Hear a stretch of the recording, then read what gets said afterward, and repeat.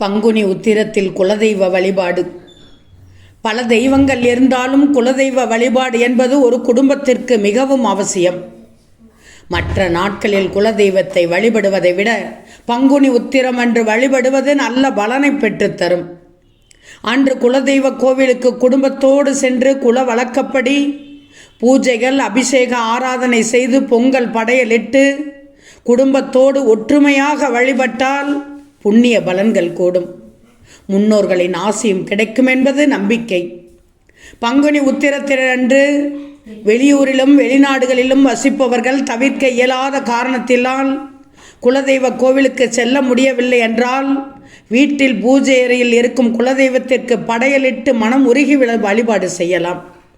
குலம் சிறக்கவும் குடும்பம் மேன்மை பெறவும் குலதெய்வத்தை மகிழ்விக்க பங்குனி உத்திர நாளே நல்ல நாள். ஒருவரது குலத்தை வழி வழியாக பாதுகாக்கும் வலிமையும் சக்தியும் குலதெய்வத்துக்கே உண்டு.